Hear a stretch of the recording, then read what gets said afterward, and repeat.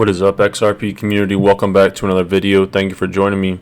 I want to talk about an ISO update that cites Ripple in the XRP ledger, a good crypto exit strategy, and a billionaire confirming a Ripple XRP crypto bull run. Guys, I give away $10 in XRP every day on the channel. To enter the giveaway, just like the video, subscribe and notifications, and comment anything in the comment section below. And if you want $41 for free, sign up with Webull, deposit 1 penny, and you're guaranteed $41 in minimum free value stocks. You can get up to 3,000, but typically you'll just get 40 to 300 bucks of free stocks just for depositing a penny.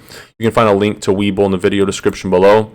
So John Deaton is chiming in on Ripple's $770 million disgorgement for the SEC. He underscores the significance of the Supreme Court's Morrison ruling, which effectively limits the SEC's jurisdiction to just sales within the United States. 80% of Ripple's business last year was outside of the United States. And there are places like Japan, UK, Switzerland that have completely different regulations and regulatory clarity around XRP, and it's a lot more favorable. He's predicting that Ripple will have to settle a $20 million disgorgement compared to a $770 million. So check out this Pain 001 ISO update. In these screenshots, it cites emails where they say some banks like Citi are going to support this version from 2023 going onwards. And the interesting part is here in the GitHub, it cites how to send payments on this update with the XRP ledger. Okay, XRP is one of the few ISO 222 compliant cryptocurrencies, and that's why one of the reasons why I'm so bullish on it. So this clip has to do with BlackRock and their ETF with Bitcoin and Ethereum. It's from Raoul Paul. Take a listen. 5% of its all-time highs. ETH is 60% of its all-time highs, and let me not even mention any of the altcoins out there because those numbers are still probably 70, 80, or maybe even 90%. So we are at the beginning of a bull cycle of crypto, and you have multiple macro narratives that I think are very, very bullish, but you also have crypto native narratives too. Like you've had the blow-ups of last year, all that's washed out and cleaned up. You've had the leverage taken out of the system. You've had a lot of the bad actors removed.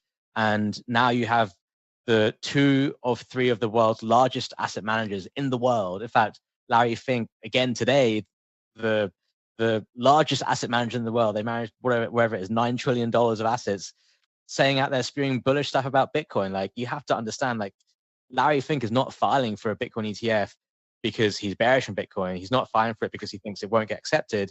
He's not filing for it because he doesn't have demand. He probably has so much demand for it. And I think when we start to see these numbers, once the ETFs get approved and you start to see the numbers of, hey, BlackRock just raised X million or $1 billion, probably $1 billion, whatever, ETF for Bitcoin. Now they want to do it for ETH. Fidelity just did it. Now they want to do it for ETH. Now Vanguard want to get involved. And it will just create so much real demand for crypto. And we're before all of that. We're very early at this point. And of course, the Ripple thing yesterday, I mean, like, as if you didn't need another surprise positive catalyst for crypto. There you go. Like there's another one right there. Just all the SEC stuff completely out the window with that, and that makes a strong case for altcoins to now rally, and Coinbase were fast to act there, I think, as well. Yeah. So how I'm thinking about this as well is, like, we know about the ETF. Looks like, I would give it like a 75% chance, something like that. So it's pretty certain. Let's say they inject 10 billion of new liquidity into Bitcoin. How risk markets work, and again, you understand this because you've always traded the riskier end of the markets, traditional markets, is the money that goes in here gets recycled and goes down the risk curve. And $10 billion in Bitcoin is very different than $10 billion in Solana because the market couldn't take it. But so it creates this whole move in the risk curve. While everybody now thinks, well, this all means it's Bitcoin dominance all the way forward because of the ETF, I think it's the opposite.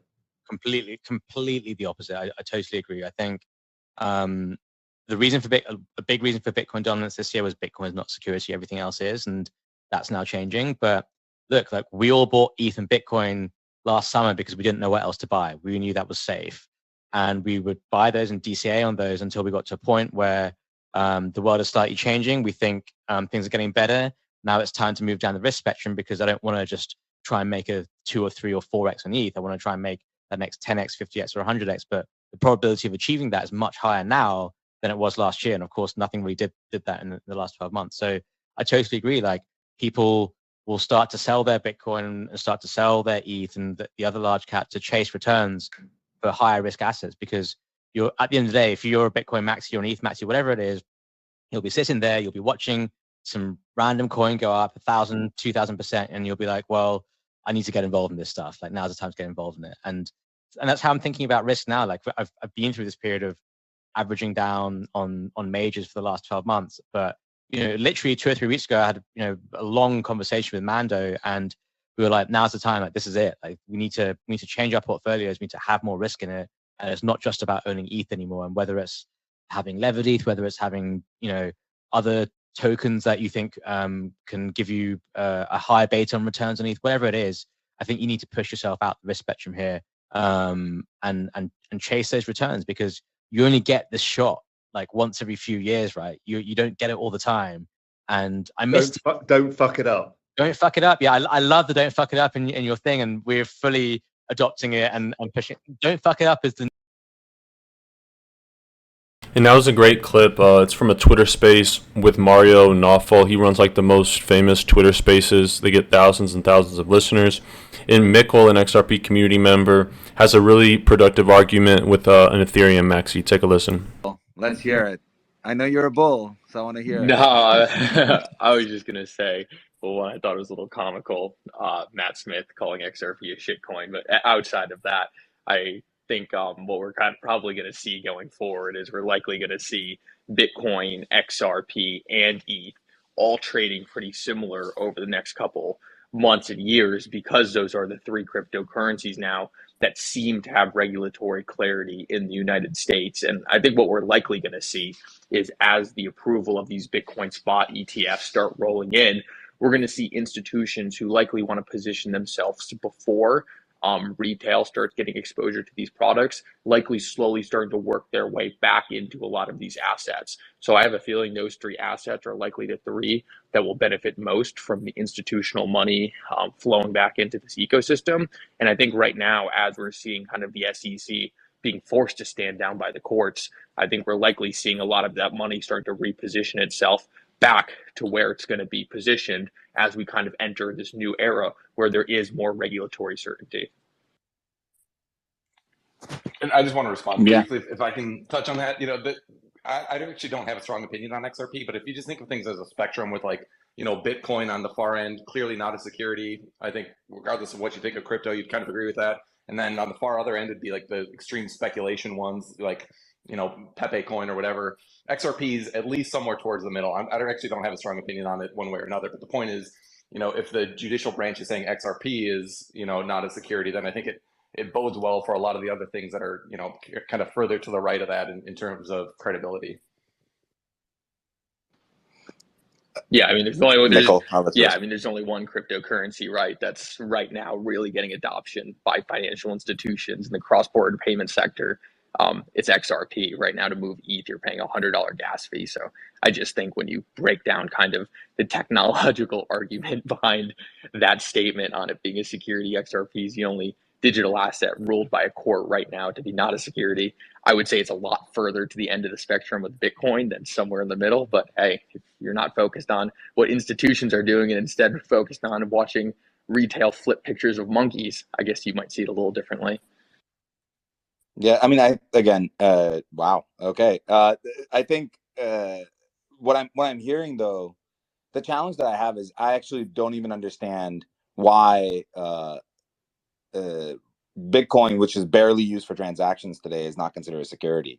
So I know that I'm on the complete opposite side of that coin. People are going to get upset by that comment, but most people are buying Bitcoin as something that goes up and to the right in their minds. They're not buying and trading Bitcoin. So that, if anything, I kind of agree with Mikkel that if XRP is being used for transactions currently, more transaction activity in XRP is equivalent to Bitcoin or less. There's currently more transactions on the XRP ledger than Bitcoin, and there has been throughout history. And funny enough, there's actually last quarter there, or last year, there's actually $13 billion of institutional money that flew through XRP as a bridge currency for cross-border payments. That's why I think Matt's argument that this is some, shit coin towards the middle of the spectrum is just kind of funny, because it's one of the few networks that's actually being adopted for utility. The rest kind of just seem like, the rest kind of seem like speculative playgrounds.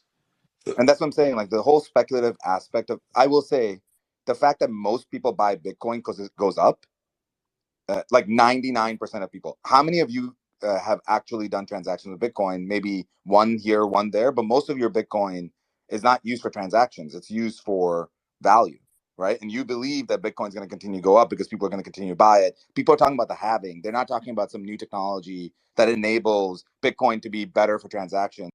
And now for another clip from Raul Paul talking about a crypto exit strategy. Right, let's go to some questions. Okay, Peter, who's on the Real Vision website. Now we've had time to read the XRP case. What do you think this now means for other coins named as securities by the SEC? It significantly weakens the arguments against those other coins. I think you have to look into the specifics of XRP. So I think they said the institutional sales actually did offend securities laws, but the programmatic sales didn't. So you have to look at the way that other coins did their ICOs or did their sales. And I think potentially some coins that did ICOs maybe still violates SEC laws. But as a whole, for example, ETH, which was in that bucket earlier, ETH is fine. ETH will be fine as a result of it. So I think it will have a knock-on effect to other coins. I think you should see other altcoins that got beaten up because of this bounce back. But the real smart trade, to be honest with you, is to look into the exact language of this ruling and find out which coins it applies to where they're clear and which coins it applies to where they're not clear. And if you want to be really creative, you can put on that spread trade or whatever. But I think that's what you should be doing. Okay, next question. Jorge or George on the Real Vision website.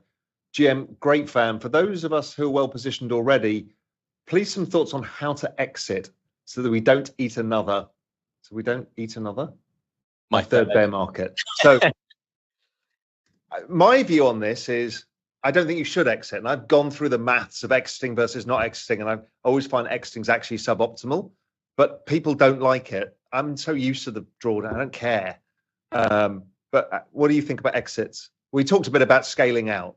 Yeah, my view on exits is there should be more to do with your personal life and personal goals and ambitions in terms of the money than whether you think it's going to go up or down.